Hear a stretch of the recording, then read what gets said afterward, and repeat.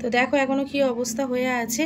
Main জায়গাটা হচ্ছে এই যে এই জায়গাটায় আঁচড়টা লেগেছিল, তার চারপাশে। কাল বাদে পরশু আসবো বাবা। কেন, কি হয়েছে?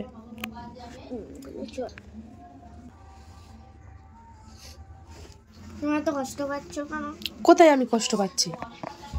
নমস্কার বন্ধুরা, তোমরা সবাই কেমন আছো? আশা করছি তোমরা সবাই খুব ভালো আছো, সুস্থ আছো। কিং মাই লাইফস্টাইলের নতুন একটা ব্লগে তোমাদের ওয়েলকাম জানিয়ে আজকের ব্লগটা শুরু করছি। এখন বাজে সকাল 7:30। মাই ঘুম থেকে উঠেছে, স্কুলে নিয়ে যাব, পরীক্ষা চলছে। আর ঘুম থেকে উঠেই বাবা নেই বলে মনটা খারাপ করে শুয়ে রয়েছে।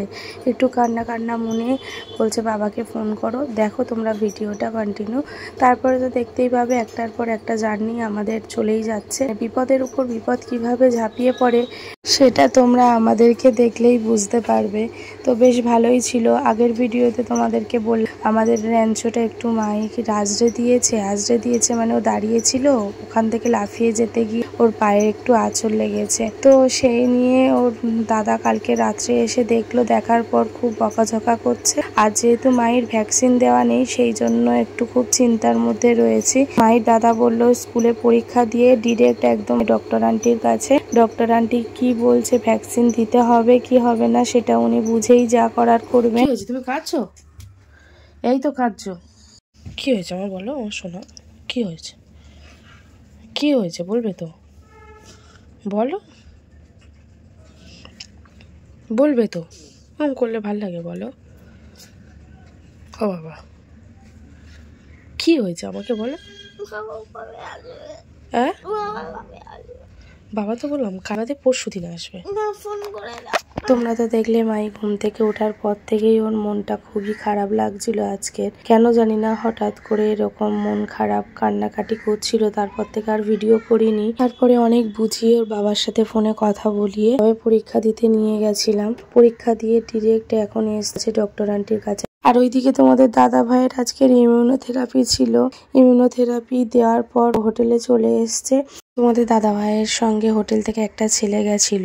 হোটেলের যে ম্যানেজার আছে ওনাকে আমার শ্বশুরমশাই ফোন করে বলেছিল হোটেল থেকে কোনো একটা ছেলেকে তোমাদের দাদা ভাইয়ের সাথে পাঠানোর জন্য। এখন হোটেলে এসে রেস্ট নিচ্ছে। আর এদিকে মায়ের ডক্টর আন্টি চলে এসছে। মায়ের প্রথমেই নাম ছিল এই বাচ্চাটা একটু অসুস্থ ছিল বলে, তো ওই দিদিটা বলছে তো ওই বাচ্চাটাকে আগে ছেড়ে দেবো তোমার থেকে। বললাম হ্যাঁ হ্যাঁ ছেড়ে দাও, বাচ্চা যেহেতু অসুস্থ ছেড়ে দাও। তো এইদিকে দেখো, এইদিকে ডক্টর আন্টির সাথে বসে বসে গল্প করছে। দেখো যেন নিজের বাড়িতেই বসে রয়েছে। মায়ের হওয়ার পর থেকেই ডক্টরের আন্ডারেই রয়েছে। আর মাইকে খুব ভালোবাসে ডক্টর আন্টি। আমাদের বাড়ির পরিস্থিতি সবকিছুই জানে, ভাইয়ের ব্যাপারটা, তোমাদের দাদা ভাইয়ের ব্যাপারে কিছুই জানে। তো সবকিছু জিজ্ঞেস করছিল। আমি বললাম এরকম আমার ভাই তো নেই আজ। শুনে ডক্টর আন্টিরও মনটা খারাপ হয়ে গেল।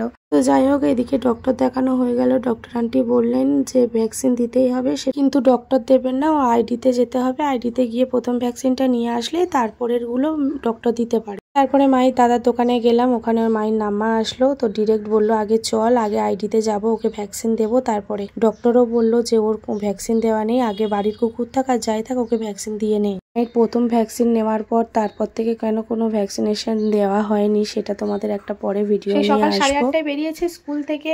ডিরেক্ট ওকে ওর যে ডক্টর দেখায় সেই ডক্টরের কাছে নিয়ে গেলাম, তোমরা তো দেখলে। তারপরে ওখান থেকে ওর ডক্টর আন্টি বললো যে এখানে হবে না, ওকে আইডিতে নিয়ে যেতে হবে। আইডিতেই ওর ভ্যাকসিন থাকে, ওর অরিজিনাল যে ভ্যাকসিনটা সেটা আইডিতে, আর এনআরএস যতটা সম্ভব ও ডক্টরই বললেন।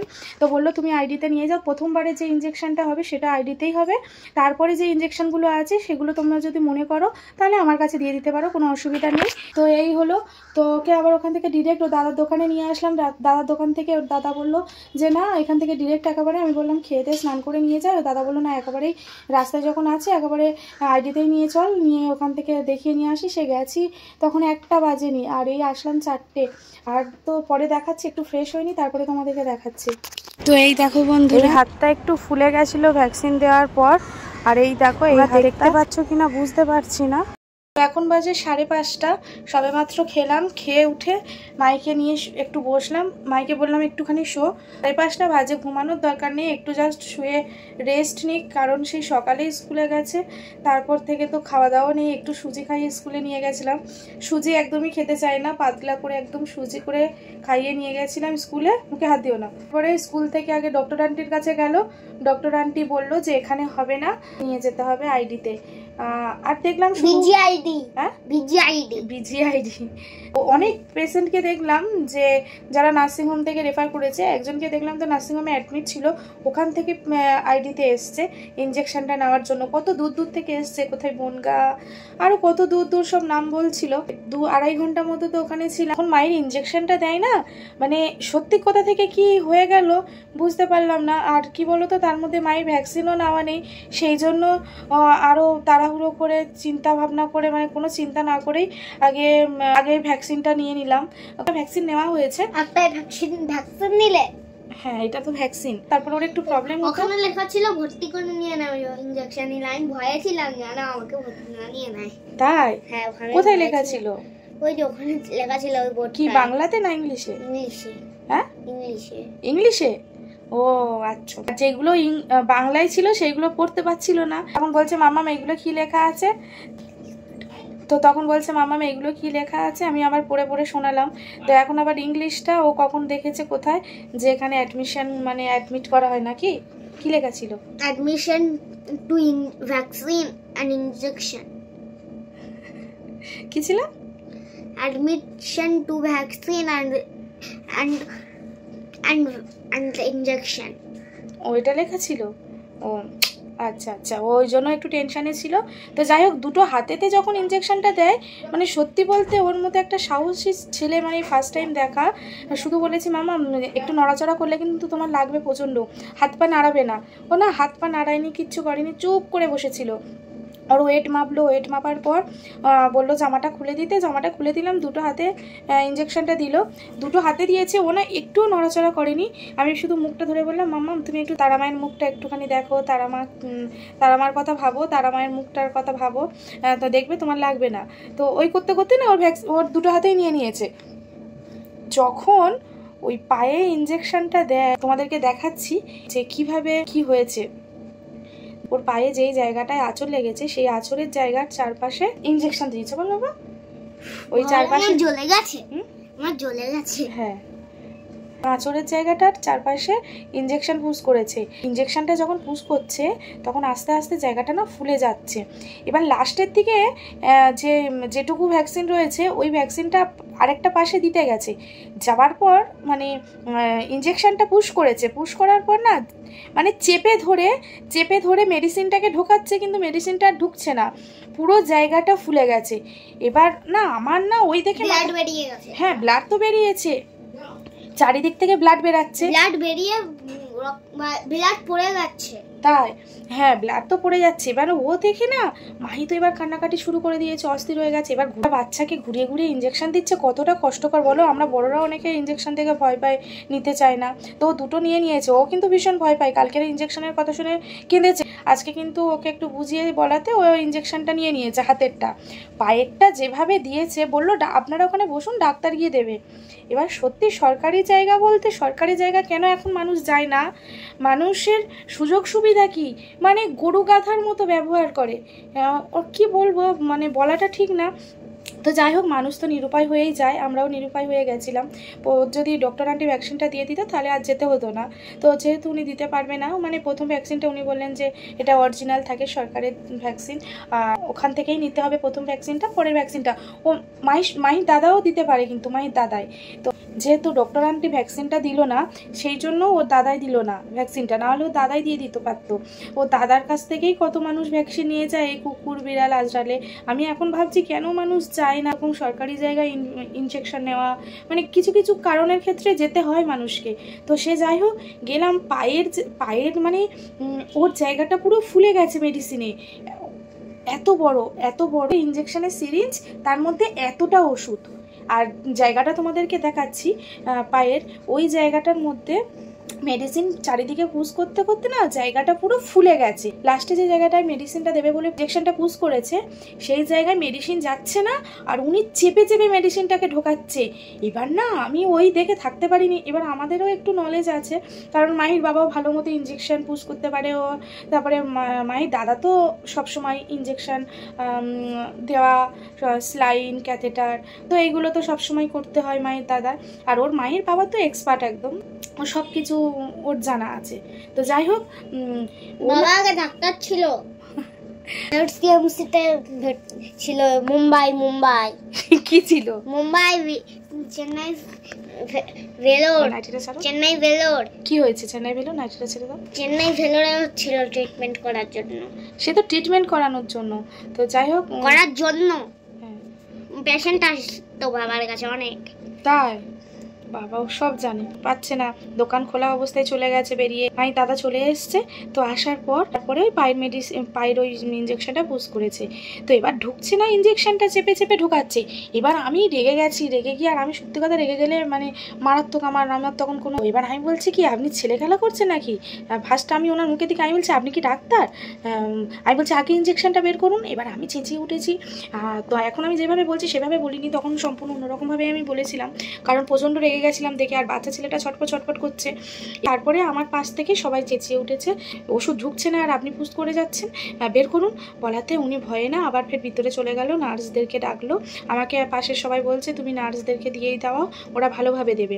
তো তারপরে উনি আবার নার্সদের সাথে কথা বলে আসলো, বলার পর তারপরে উনি আবার পায়ের এই যে এই পোর্শন, পায়ের এই জায়গাটায়, পায়ের এই দেখাচ্ছি, পায়ের এই জায়গাটায় আবার ওই ভ্যাকসিন যেইটুকু বাকি ছিল সেইটুকু ভ্যাকসিন দিয়ে দিল। তো কি কান্না ছেলের, মানে মাথা খারাপ হয়ে গেছে, সবাই ছুটে এসছে, এত কান্না, আর ব্লাড বেরাচ্ছে পায়ে থেকে। মানে একেই ছেলে মাহি রক্ত দেখলে ভয় পায় ভীষণ, তার মধ্যে ওই যে রক্তটা বেরাচ্ছে না, ও তো ভীষণ ভয় পেয়ে গেছে। আমি কি করব, আমার মাথায় কোনো কাজ করছে না ছেলের ওই অবস্থা দেখে। তারপরে না মানে পাগলের মতো হয়ে গেছে, আমার যা অবস্থা হয়েছে, মানে কি আমার মাথায় কোনো কাজ করছিল না।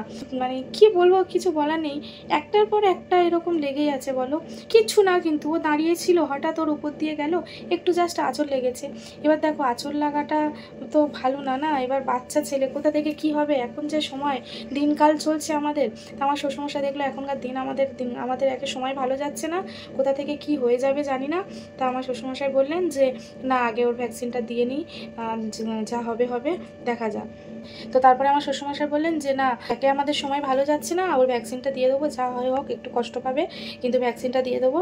তো বলে ওই তো দেওয়া হলো। আজকে সোজা স্কুল থেকে ডিরেক্ট বেরিয়ে ডক্টর আন্টিকে দেখালাম, ডক্টর আন্টি থেকে তারপরে আইটিতে গেলাম, বাড়িতে আসলাম তখন 4টে, তোমরা তো দেখলেই। মুখে হাত দিও না, বের করো।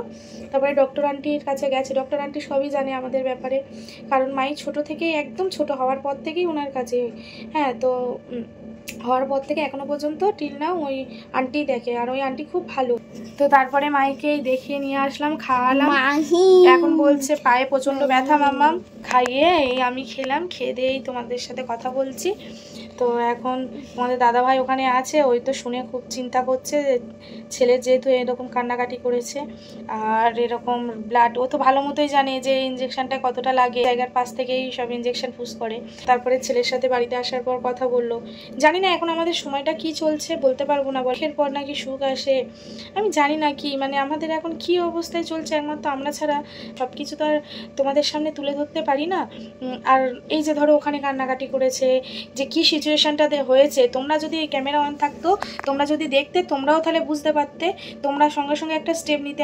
আমার ধারণা যে আমি জানি, কারণ এরকম বাচ্চাদের সাথে এইভাবে করাটা ঠিক না, না যেমন আমি তখন ভিডিওটা করতে পারিনি, এরকম কিছু সময় থাকে যে সময় ভিডিও করা যায় না, ভিডিও করলেও একটা মানে পরিস্থিতির উপর সব কিছু ডিপেন্ড করে।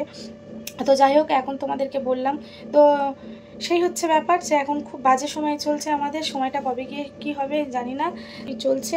আর তোমাদের দাদাভাইয়ের আজকের ইমিউনোথেরাপি ছিল, ইমিউনোথেরাপি দিয়ে এখন রেস্ট নিয়েছে, এরপরে আর কিছু নেই।